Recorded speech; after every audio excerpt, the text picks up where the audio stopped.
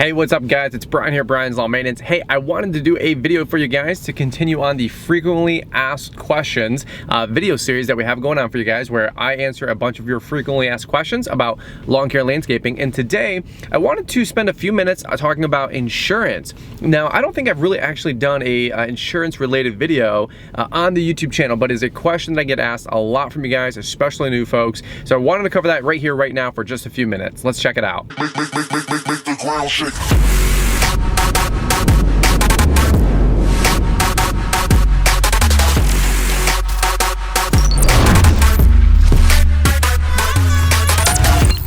Hey guys, my name is Brian and I'm all about helping you guys grow a more successful business so you guys can go out there and crush it. And today, like I said, we're gonna be talking about insurance. Now, let's just get right into it. I'm gonna answer this in 5 minutes or less, but let me give you a bunch of tips and ideas and mindset as well. It might be a new person topic, but you know, insurance is one of those things you want to revisit at least once a year, if not twice a year. All right, so let's talk about the two main types you're going to need. Number one, your general liability insurance, and number two, commercial auto. Sounds no-brainer, but let's break that down a little bit and give you some ideas and some helpful tips about insurance. So general liability insurance really simply is just any damage that you happen to incur with your business while you're out and about. General liability insurance is there to CYA, to protect your butt in case you break out a window, you happen to damage something on a client's property like an air conditioner, you know, so on and so forth. There's 1,000 examples, but let's just keep it short and sweet and simple. Now, general liability insurance for a new business can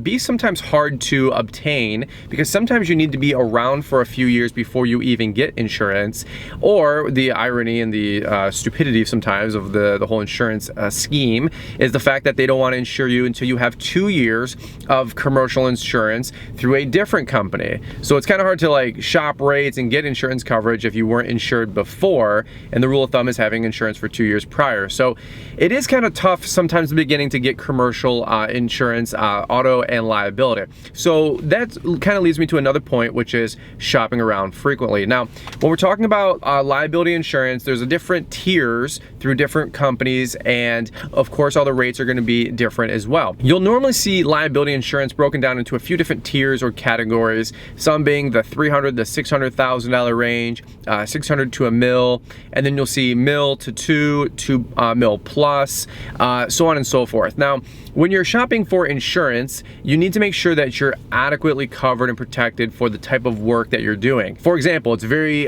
common practice if you're doing commercial work to have a $1 million insurance policy. However, if you're doing crazy big commercial work or super high-end residential, doing $5 million homes, your insurance may not be adequate for the type of damage you might incur in a very worst case scenario. Now, I will say this. Now, as you guys would imagine, I'm not an insurance agent, I'm not your lawyer, I'm not your CPA, so take all the information I say with a grain of salt and then go seek a professional out. But for what we do, for what I do, is I skated by with $300,000 to $600,000 liability insurance for probably the first 6 or 7 years. About 4 years ago, 3 or 4 years ago, I upped it to $1 million coverage because we started picking up some commercial work. Again, another thing here is that premiums vary so much with different states, different insurance companies, and all this other mess. You really got to start shopping around for insurance and making sure, here's my biggest tip, is compare apples to apples with your insurance policies. One company, it might be $1,000 a year, let's just say, and the other one is $1,800, and you're thinking the $1,000 one might be the best way to go until you realize that it's not covering but a third of what the other policy was. So insurance, it's a very tricky, slippery slope. In the brief version of the iteration of what I'm trying to say is, for liability insurance, just make sure you have enough and that you're adequately protected. My suggestion would be $600,000 to $1 million, if not more. And again, not every agency does the best with different types of insurances. Like, for example, some insurance agencies are really good at giving you great rates on boats, motorcycles, and jet skis, right? Some insurance agencies are really good at commercial vehicles. Some insurance agencies are better at life insurance. So, whether you're a State Farm or you're whatever, pick your different brand, not everybody is apples to apples, and not everybody strength zone is commercial liability insurance. So please shop around. That's the biggest tip I can give you guys. One question I had for you guys guys is, when talking about liability insurance, is what is your guys' gamut of coverage? What do you guys have? I know what I have, and it's worked fine. We've had great coverage, and we have a decent deductible. But what do you guys have? That's something I'm always curious to know based on your guys' business size and business model. Now, the other side of the coin that I wanted to talk about briefly was commercial auto. If you use your personal vehicle for business and you happen to get into an accident, check with your insurance agency, because you need to not have black or gray areas. You need to have black and white. But if you're using a personal vehicle for business, generally speaking, if you have a personal insurance policy, auto insurance policy, and you get T-boned, they could deny that claim, because you're technically using your vehicle in a manner that it wasn't registered with, put into your fleet as like a commercial vehicle, or you don't have commercial auto insurance. You could be running a huge risk there. In fact, it's almost the same price, if not cheaper, to sometimes have commercial auto insurance versus having it under a personal policy. Now, again, for what you can pay for your commercial vehicle insurance, it's actually pretty nominal. Most of them, the same monthly rates are going to apply as your personal auto. So if you're paying $150 a month, it's probably about the same or less. In fact, usually you're paying less because they're all XL trucks, work trucks. They're in a different classification. Sometimes they're easier to fix, the bigger trucks, because there's just like less electronics and technology. So you can sometimes get really good rates. That being said, shop around. Not everybody is created equal. In fact, 2 years ago, I went back to my current company, State Farm, for example, and I was saving about $300 to $400 a year, and I shop every year versus the company I had before. Now, in full disclosure, my liability insurance is through one company, my commercial auto is through another company. I actually had to go back to my commercial auto policy through State Farm if they wanted to also insure the trailer. They wouldn't insure my trailer only if I just had the commercial auto through my other company, so I had to take the whole thing back. But I will say this, I did save $300 or $400 a year any which way, so it was actually a really good move. Now, let me just wrap this one up, because I know this one's getting a little lengthy. Outside of having a good commercial auto policy and having a good general liability policy, some other things to consider would be insurance on your trailer, especially if you have a note. In fact, if you take a note out for most of your trailers, you're going to be required to have insurance on it. Another one would be insuring your mowers. Not too many think about this one, but for a couple $100 a year, you can have your $10,000 to $15,000 lawnmower insured and called peace of mind.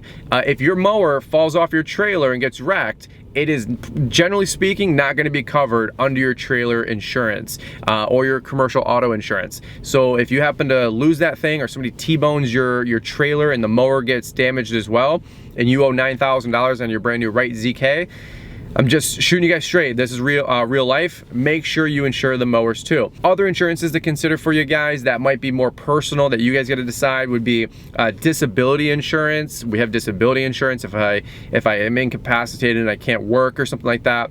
We have a really stout disability policy. Life insurance. I'm a big life insurance guy. My dad passed away when I was young, and we were not the victim, but we didn't have life insurance, and that was a tough road to hoe for about a decade, having a single mom with 3 kids, right? So I'm a big life insurance kind of guy. What you guys do and how much you get, that's all up to you. For me, I wanted a stout little life insurance policy, so we're good to go there. So the truck, the general liability insurance, those are your main two. Those are your core 2 pillars. Outside of that, the trailer, the mowers, hand tools. Hand tools are really important. Part of my, I think, trailer setup is I have actually, I think I just have a general inland marine policy that just covers an additional $5,000 worth of tools, whether it's from my mom's shed, whether it's from a storage unit, my trailer, or my truck. We have an extra like $5,000, I think, rider for just hand tools. And your insurance company can build this all in together. My aerator's insured, everything's insured, man. My insurance agent loves me. Now, the last thing I'd say is, don't ever ask your insurance agent if you need more insurance, okay? It's a running joke, but insurance agents, they have no problem writing up a policy for you. But you know what? Insurance is very important. When the money comes in, you got to pay your big things in life, right? Your taxes and your insurance, those are the first 2 things that you want to make sure that you never get behind on, okay? Going out to eat and buying clothes, that's cool. I'm all about that. after your insurances are paid for. I'm a big insurance guy. And you know what? Some of you guys might completely just take caution to the wind and you don't need any of it, and that's totally fine too. So anyway, this is my 5-minute or less, 9.5-minute, 10-minute long video about insurance. Hope this one helped you guys out. Leave me some comments down below. What do you guys do for insurance? Again, I'm not your tax guy. I'm not your CPA. I'm not a lawyer. I'm not your insurance agent. Check with your professionals to see what you need and cater it to your business, and compare plans apples to apples with everywhere you go, and shop different companies. Even though you're loyal to your agent, shop around, because not every insurance agency has their strength zone in the insurance that you're shopping for. So really good tip there.